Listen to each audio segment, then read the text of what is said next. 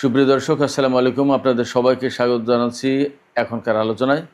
আপনাদের সঙ্গে আছি আমি সিরাজুল ইসলাম। দর্শক, আজ পবিত্র শুক্রবার, জুমার দিন। আপনাদের সবাইকে জুমা মুবারক। দর্শক, অনেকগুলো গুরুত্বপূর্ণ খবর আছে। সবচেয়ে গুরুত্বপূর্ণ খবর হচ্ছে ইরানের সর্বোচ্চ নেতা নতুন করে যুদ্ধের নির্দেশ দিয়েছেন। তিনি বলেছেন, যদি ইরানের প্রয়োজন পূরণ না হয় তাহলে আবার মার্কিন বাহিনীর বিরুদ্ধে অভিযান শুরু করতে হবে।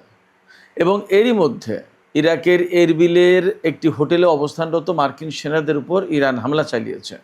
এদিকে ইরানের সর্বোচ্চ নেতার একজন উপদেষ্টা তিনি বলেছেন, সর্বোচ্চ নেতা আমেরিকার বিরুদ্ধে যে অভিযান শুরুর নির্দেশ দিয়েছেন, ইরান এইভাবে অভিযান শুরু করলে বিশ্বের সামরিক শক্তির সমীকরণ বদলে যাবে।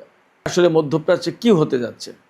তবে ইরানের পক্ষ থেকে মার্কিন বাহিনীর কোথায় কোথায় হামলা চালানো হবে তার একটা মোটামুটি টার্গেটের দিক নির্দেশনা দেয়া হয়েছে।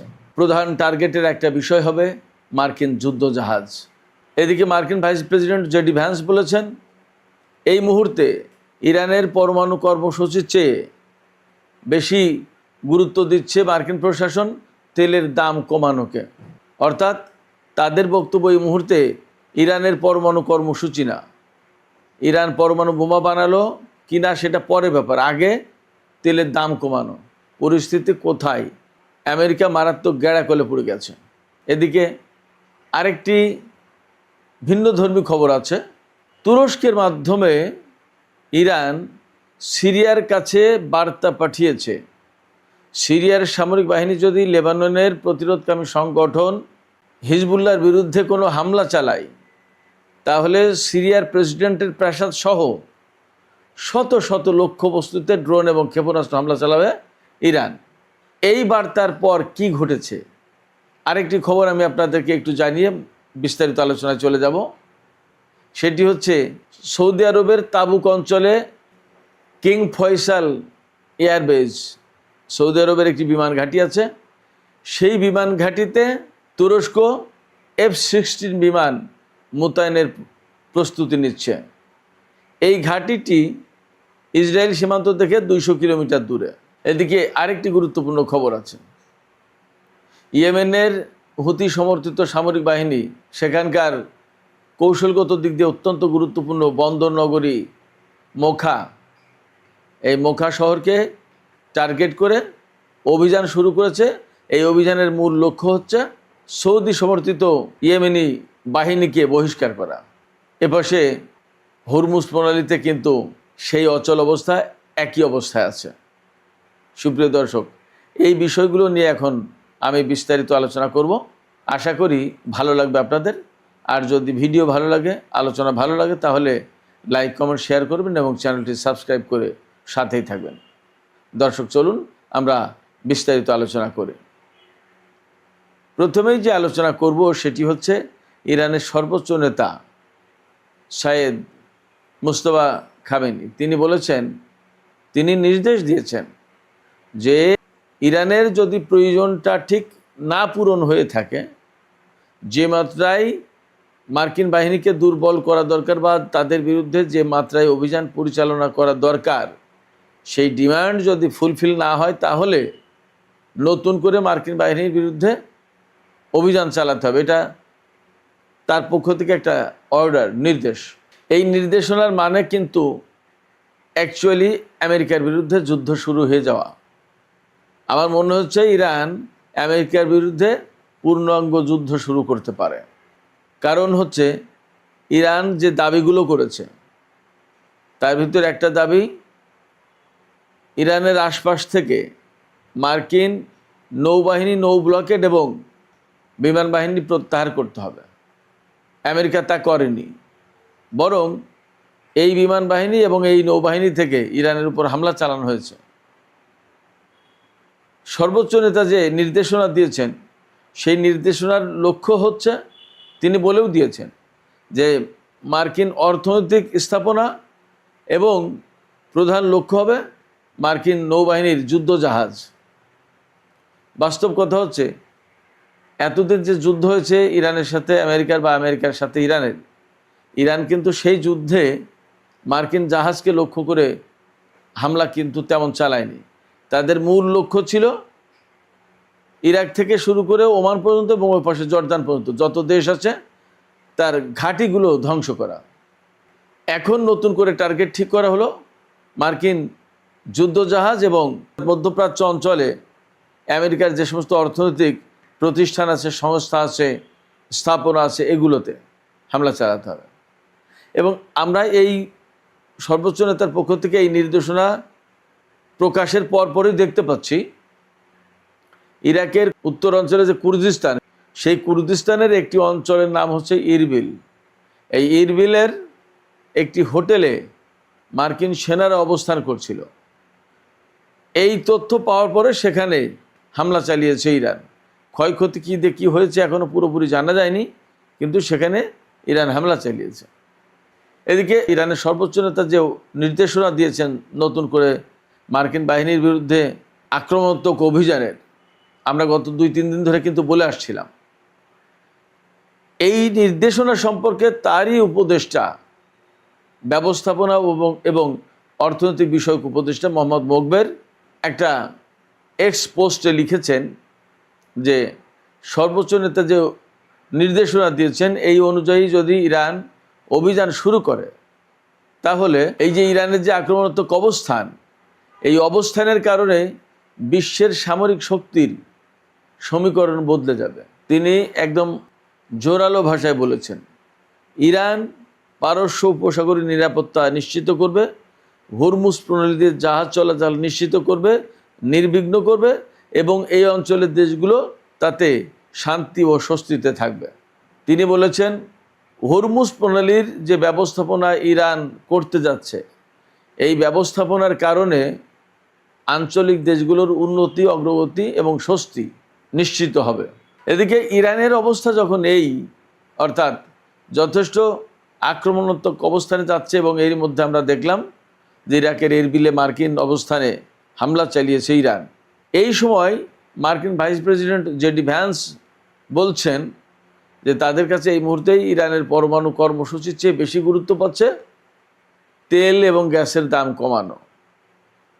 তিনি বলছেন যে সমস্ত আমেরিকায় তেল এবং গ্যাসের দাম কমাতে পারাটাই এই মুহূর্তে আমাদের প্রধান লক্ষ্য। পরমাণু কর্মসূচি পরে, ইরানকে পরমাণু বোমা বানাতে দেওয়া হবে না, এই প্ল্যানটা আমাদের এখন সেকেন্ড। ফার্স্ট প্রায়োরিটি হচ্ছে তেলের দাম, গ্যাসের দাম কমানো। তার মানে ইরান খুব ভালো মতোই চেপে ধরেছে বোঝা যাচ্ছে। অর্থাৎ হরমুজ প্রণালী এবং বাবাল মান্দেব প্রণালী বন্ধ করে দেওয়ার পর আমেরিকার অবস্থা যথেষ্ট কঠিন হয়ে দাঁড়িয়েছে। ডোনাল্ড ট্রাম্প যে কথা বলেছিলেন সেই কথা যদি সত্য হয়, তাহলে আমেরিকার জ্বালানি রিজার্ভ একেবারে তলানিতে এসে ঠেকেছে এবং চলতে পারবে। হয়তো তাকে এখন কৌশলগত যে জ্বালানি রিজার্ভ আছে সেখান থেকে তুলতে হবে, কিন্তু সেটা কতটা সেটা একটা প্রশ্ন। সুপ্রিয় দর্শক, এপাশে ইরানের আরেকটি গুরুত্বপূর্ণ খবর আছে। খুব সম্প্রতি সিরিয়া লেবাননের হিজবুল্লাহর বিরুদ্ধে অভিযান চালাতে চেয়েছিল, সেরকম একটা প্রস্তুতি নিচ্ছিল এবং এই ব্যাপারে মার্কিন প্রেসিডেন্টের পক্ষ থেকে একটা চাপ ছিল। ডোনাল্ড ট্রাম্প বারবার বলছিলেন যে লেবাননে ইসরায়েল যুক্ত না হয়ে এই কাজটা সিরিয়ার সরকার করতে পারে এবং সিরিয়ার সরকারকে উস্কানি এবং চাপ সবই দেয়া হচ্ছিল।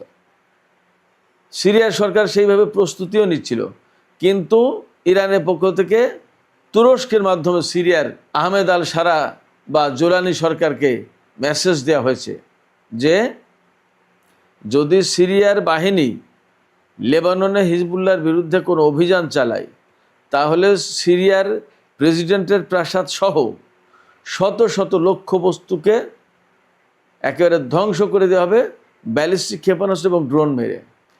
এই বার্তা তুরস্কের মাধ্যমে সিরিয়াকে দেওয়ার পর সিরিয়া কিন্তু আর লেবাননে অভিযান চালায়নি। তার মানে ইরানের এই ক্ষেপণাস্ত্র এবং ড্রোন শক্তির ভয় সিরিয়া ভালোই পেয়েছে এবং ইরানের এই সামরিক শক্ত অবস্থান সিরিয়াকে নতুন করে ভাবতে বাধ্য করেছে। মার্কিন সমর্থন থাকার পরেও তারা এই কাজটা করতে দেয়নি। হয়তো তুরস্ক তাকে সেইভাবেই বলেছে, হয়তো বলেছে যে ইরানের সাথে বাড়াবাড়ি করতে যেও না, বাড়াবাড়ি করতে গিয়ে আমেরিকা এবং ইসরায়েলের কী পরিস্থিতি তা তো দেখছই। আমেরিকা কিন্তু মধ্যপ্রাচ্যের কোনো দেশের ঘাঁটি কোনো কিছুকে নিরাপত্তা দিতে পারছে না। হয়তো তুরস্কের এই বুদ্ধি পরামর্শের কারণে জোলানি সরকার থেমেছেন। একটি পরিসংখ্যান দেখলাম, পরিসংখ্যানটা চমৎকার। ইরান এবং আমেরিকার মধ্যে যে যুদ্ধ হয়েছে, সেই যুদ্ধে আমেরিকার MQ-9 রিপার যে ড্রোন, এই ড্রোনের টোটাল যে মজুদ ছিল তার 25% শেষ এই যুদ্ধে। অর্থাৎ ড্রোন ইরানের আকাশে পাঠালে সেটা একেবারে ধ্বংস করে দিয়েছে, সাথে সাথে ইরান কোনো রক্ষে নেই। ইসরায়েলেরও প্রচুর পরিমাণে ড্রোন ইরানের আকাশ থেকে ধ্বংস হয়েছে, আর আমেরিকার অনেকগুলো বিমান তো গেছে, সেটা তো সবাই জানেন কম বেশি। এদিকে ইসরায়েলের গোয়েন্দা সংস্থা এবং সামরিক বাহিনী খুব অবাক হয়েছে। কেন অবাক হয়েছে? এই যে যুদ্ধটা, এই যুদ্ধের পরে ইরান তাদের অস্ত্র এবং ক্ষেপণাস্ত্র এবং ড্রোন যে এত পরিমাণে উৎপাদন করেছে, ইসরায়েলের সামরিক বাহিনীর কাছে খবর আছে যে ইরানের আগে যে পরিমাণ অস্ত্র ছিল প্রায় সেই জায়গায় পৌঁছে গেছে, প্রায় সেই জায়গায়। আর 2027 সালের ভেতরে ইরানের হাতে ব্যালিস্টিক ক্ষেপণাস্ত্রের পরিমাণ কত হবে জানেন? ইসরায়েলি গোয়েন্দা সংস্থার তথ্য হচ্ছে 2027 সালের মাঝামাঝি ইরানের হাতে এত পরিমাণে ব্যালিস্টিক ক্ষেপণাস্ত্র হবে, যে পরিমাণে ব্যালিস্টিক ক্ষেপণাস্ত্র 2025 সালে অর্থাৎ গত বছরের জুন মাসে যে যুদ্ধ হলো, 12 দিনের যুদ্ধ, এই যুদ্ধ শুরুর আগে ইরানের হাতে যত ছিল সেই পরিমাণে, অর্থাৎ 2-3টা যুদ্ধে যে পরিমাণে খরচ হয়েছে ইরানের ব্যালিস্টিক ক্ষেপণাস্ত্র বা আধার তো সমস্ত সব কিছু ফুলফিল হয়ে আগের অবস্থায় চলে যাবে আগামী 6 মাসের ভেতরে। চিন্তা করেন ইরান কি পরিমাণে অস্ত্র এবং সামরিক সক্ষমতা অর্জন করেছে। সুপ্রিয় দর্শক, বাবার মানদেব প্রণালী লোহিত সাগরের দিকে কিন্তু খুব একটা শান্ত নেই, এদিকেও যুদ্ধ পরিস্থিতি যথেষ্ট নাজুক। ইয়েমেনের একটা বন্দর নগরীর নাম হচ্ছে বোখা, লোহিত সাগরের তীরে এই বন্দর নগরী অবস্থিত। এই বন্দর নগরীতে সৌদি সমর্থিত বাহিনীর একটা ভালো অবস্থান আছে।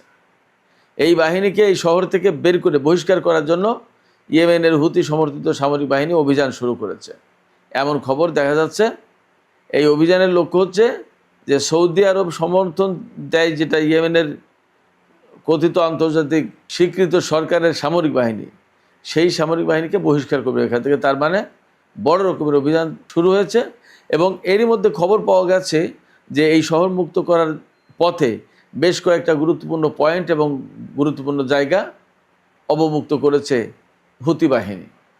তার মানে হুতিরা যা করছে, যা দেখা যাচ্ছে, বোঝা যাচ্ছে যে সৌদি আরব যে 15 জাতির জোট গঠন করলো, সেই জোট গঠন হয়ে কার্যকর হওয়ার আগে হুতিরা একটা শক্ত অবস্থানে চলে যাবে, কৌশলগত গুরুত্বপূর্ণ অবস্থানগুলো তাদের নিয়ন্ত্রণে নেবে।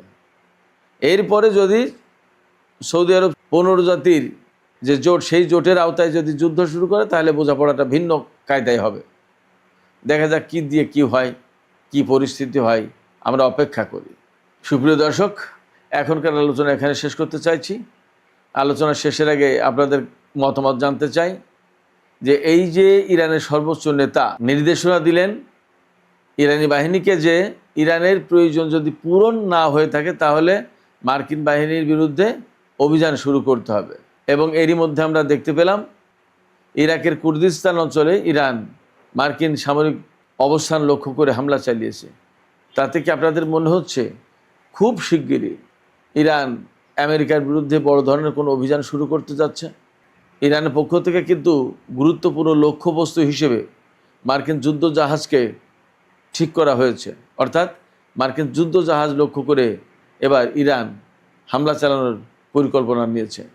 তাহলে কি যুদ্ধ ভয়ঙ্কর রূপ নেবে, নাকি আমেরিকা পরিস্থিতি বুঝে চুপ করে নীরবে সরে পড়বে? আপনাদের কি মনে হয়? আপনাদের মতামত জানিয়ে কমেন্টে লিখুন। আর ভিডিও ভালো লাগলে লাইক, কমেন্ট, শেয়ার করবেন এবং চ্যানেলটি সাবস্ক্রাইব করে সাথেই থাকবেন। দর্শক, এখনকার আলোচনা এখানে শেষ করছি। আপনারা সবাই অনেক অনেক ভালো থাকুন। আল্লাহ হাফেজ।